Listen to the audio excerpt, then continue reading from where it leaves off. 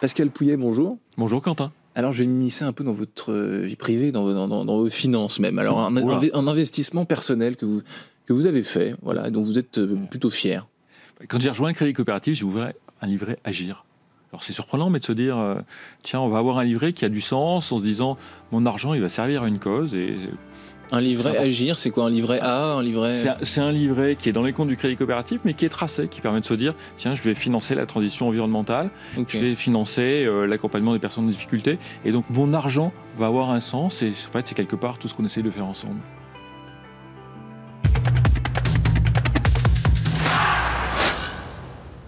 Bonjour à tous et bienvenue au Talk Décideur du Figaro avec en face de moi Pascal Pouillet, directeur général du Crédit Coopératif, une banque irréprochable, ai-je lu dans plusieurs articles et sur le site de la banque évidemment que je viens de nommer, 100% engagé, c'est votre credo. Vous venez de me dire, j'étais content d'ouvrir un livret qui a du sens. Est-ce que, pardonnez-moi de cette question atroce, mais est-ce qu'un livret qui a du sens, ça rapporte autant que les livrets qui n'en ont pas? Non, ça rapporte moins qu'un livret qui n'en a pas. Mais je crois qu'il n'y a pas de miracle. C'est-à-dire que si on veut que son argent ait du sens et si on veut que son action elle apporte quelque chose, c'est-à-dire qu'on est prêt à abandonner un peu de rentabilité, un peu de profitabilité. C'est vrai, ouais. Et donc faisons ce choix-là. C'est une concession, mais qui à long terme est préférable dans plusieurs points de vue. Quel est l'argument que vous donnez pour si moi par exemple demain je veux ouvrir un livret Agir, m'avez-vous dit? Si vous voulez ouvrir un livret Agir, ça veut dire que votre argent il a un sens et il a une action. Je crois que ce qui est important, c'est de se dire que l'argent que l'on collecte, on le reprête derrière et on fait le choix de le prêter à certains secteurs parce qu'il va permettre de transformer la société, parce qu'il va permettre d'améliorer la société. Et donc, oui, s'il a le meilleur rendement, ça veut dire qu'on va prendre les acteurs qui sont les plus risqués, les secteurs qui ont le plus de levier, alors qu'au contraire, nous, on essaie d'avoir une finance patiente et une finance qui est bonne pour la société, bonne pour la planète. Cultiver le temps long, dit-on souvent, c'est aussi votre... Exactement ça. Nous, on parle de finance patiente parce que on se donne le temps d'amener les transformations, on se donne le temps d'avoir une visibilité, une action sur les choses. Oui, j'ouvre les guillemets, j'ai lu ça sur votre site.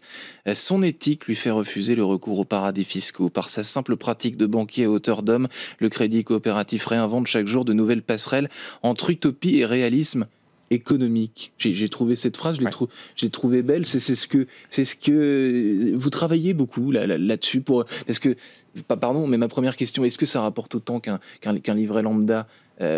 Monsieur tout le monde, il va se dire, ouais, enfin, si je gagne moins de pognon, je vais pas y aller. Vous savez, on a un peu plus d'1 milliard d'euros de collecte aujourd'hui sur ce livret A. D'accord. Et nos clients abandonnent à peu près la moitié de leurs intérêts pour accompagner des causes, pour accompagner des associations. C'est-à-dire que cette année, avec ces livrets-là, on aura délivré un peu plus de 7 millions d'euros qui ont été donnés à des grandes associations pour les accompagner dans leurs projets.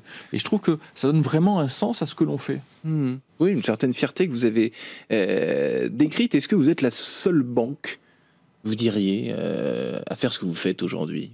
Parce que la banque, c'est évidemment un secteur concurrentiel, comme tous les autres, mais est-ce que vous diriez que vous êtes les plus visionnaires sur ce terrain-là? Je pense qu'on est la banque qui est certainement la plus engagée. C'est-à-dire que depuis le début, nous avons fait des choix. Nous avons fait des choix de financer ou de ne pas financer.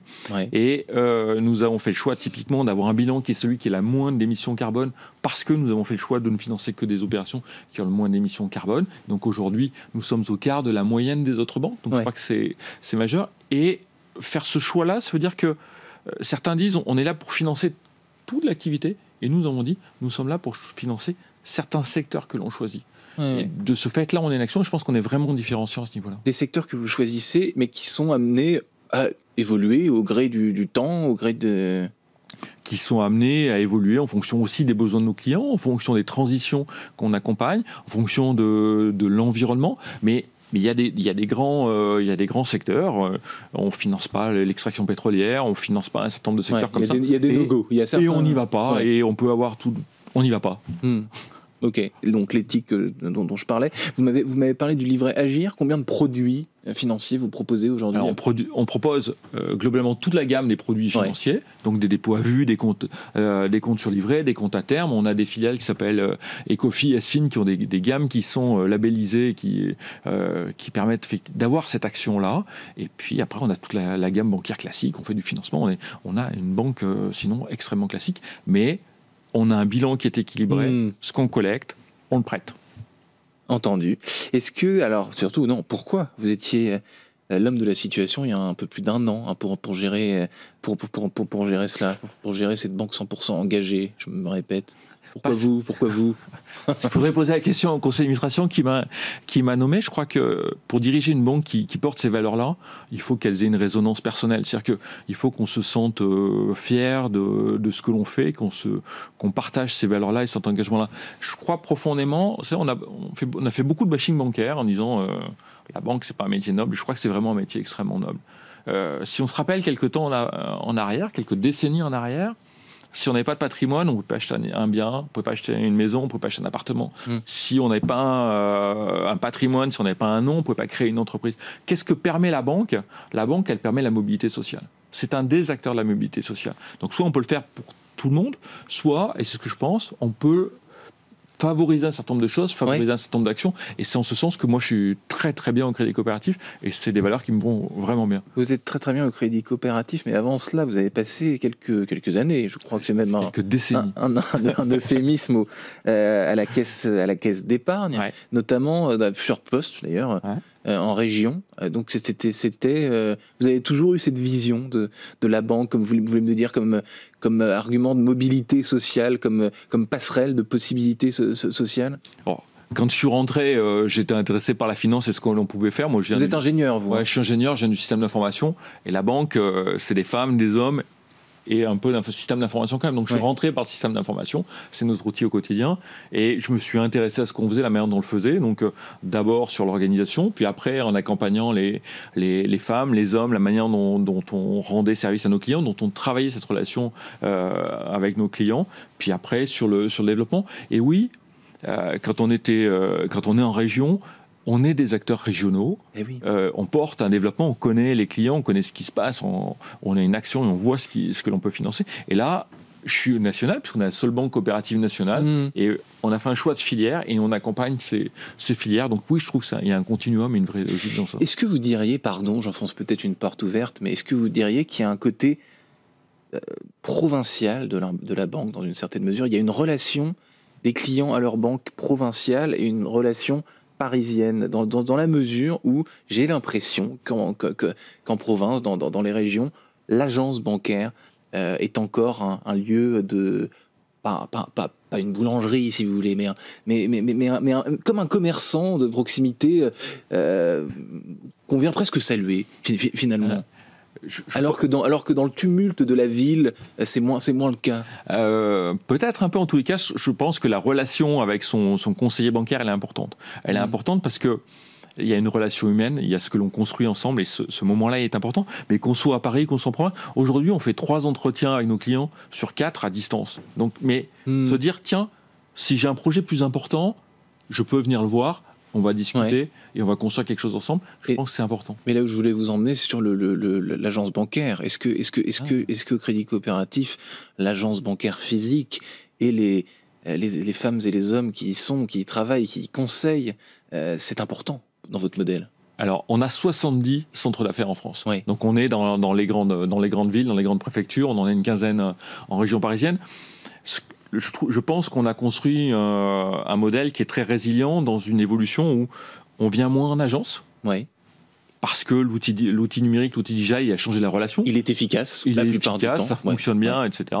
Et puis, de temps en temps, on a besoin d'un projet un peu plus important, on a besoin de financer un projet de construction, on a besoin pour un entrepreneur de se développer, de financer un bien immobilier, de travailler sur la transition environnementale. Et là, on a besoin d'une relation institutionnelle. Donc ça peut se faire en distance, parce qu'on n'a pas envie de se déplacer, mais ça peut aussi se faire en physique. Et je crois que ce moment-là, cette relation humaine, elle est vraiment forte et elle forge ce qui fait le plaisir dans la banque. Moi, je rencontre tous les mois des clients, j'en ai encore rencontré ce matin, et avoir cette relation, alors avec des dirigeants d'entreprise, c'est quoi vos projets, comment vous les portez, comment vous ressentez les choses, comment on peut vous accompagner, c'est ce qui fait en tous les cas, le grand bonheur de ce métier de banquier de proximité. Et c'est ce qui vous plaît, j'ai l'impression. Vos clients, est-ce qu'on peut un portrait robot, ont-ils un âge particulier? Sont-ils plutôt jeunes, plutôt âgés? Dans quel secteur professionnel peut-être évoluent-ils? On a 250 000 clients particuliers, on a 60 000 clients personnes morales. Sur les particuliers, c'est beaucoup des jeunes qui viennent parce que justement on a cette empreinte carbone. Pour ce projet d'engagement, et parce qu'ils savent que nous n'irons pas financer d'extraction pétrolière parce que notre empreinte carbone, elle est la plus faible. On a des quadras, des quinquas qui veulent donner du sens au moment où ils sont en phase d'épargne, en disant tiens, je veux préparer ma retraite, j'ai un projet de collègues, voilà. Et donc ils viennent nous voir, ils viennent parce que l'on a cet engagement différenciant. Et dans les personnes morales, on a à peu près moitié-moitié, une moitié de ce qui est notre cœur de métier historique, qui est l'économie sociale, les associations. Toutes les associations, des petites aux plus grandes, jusqu'aux grandes ONG, les coopératives. On est le crédit coopératif, donc on a accompagné à l'origine les coopératives et on continue bien évidemment d'être la banque des coopératives. Et de 30 000 entreprises qui sont des entreprises au cœur des territoires qui créent ce qu'on appelle, nous, l'activité réelle, donc de l'industrie, du commerce, de la proximité, tout le commerce associé. Donc une gamme de clientèle finalement assez large, très franco-française. Et on a cette traçabilité-là en disant vous avez sur tel territoire amené telle collecte, voilà ce qu'on en a fait, voilà comment on l'a transformé. Vous prenez le pouls un petit peu des ambitions responsables et éthiques sur le plan financier des Français dans une certaine mesure. C'est important, et puis tous les ans avec Via Voice on fait une enquête pour savoir auprès des Français quelles sont leurs attentes, quel sens ils veulent donner à l'argent et comment ils veulent cet engagement-là. Est-ce que les banques en réalité ont énormément de pouvoir là-dessus pour influencer les décisions et déclencher des déclics d'investissement? Parce que il suffit parfois de quelques bons conseils, de quelques évidences aussi, parce que tout n'est pas si compliqué finalement. Je pense que les Français ont assez peu d'éducation financière. Et être capable de leur dire votre argent, il sert à faire ça. Et dans un monde où il fut un temps où il y avait énormément de liquidités. Il y a moins de liquidités. Donc, ce qui va être choisi va permettre de favoriser certains développements. C'est un point important. Quand on dit que l'on va vouloir nous mettre 30% dans la transition environnementale, c'est-à-dire qu'on va guider, c'est-à-dire qu'on va accompagner, c'est-à-dire qu'on va faire des propositions à nos clients pour permettre cette transition environnementale et pour accompagner cette transition. Oui, je pense que les banques ont un pouvoir pour transformer, en tous les cas, accompagner les transformations du monde. Et vous sentez que ce monde bancaire, il suit un petit peu les contours que vous avez choisis ou que pas encore assez votre vision du monde de la banque en ce moment, en 2025? Je crois qu'il est très divers. Je crois qu'il y a des banques qui sont des banques très internationales, qui ont une vision très, très mondiale des choses, et très bien. Et il y a aujourd'hui en France beaucoup de banques coopératives ou mutualistes, à peu près les 3/4 de la banque en France, qui ont des valeurs qui sont assez proches, mais des approches qui sont néanmoins différentes.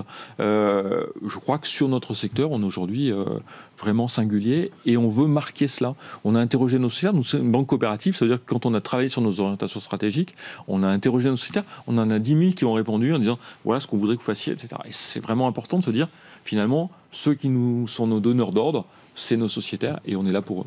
Vous êtes là pour eux. Il nous reste 30 secondes. Un projet là, qui va éclore dans les prochains mois, dans les prochaines...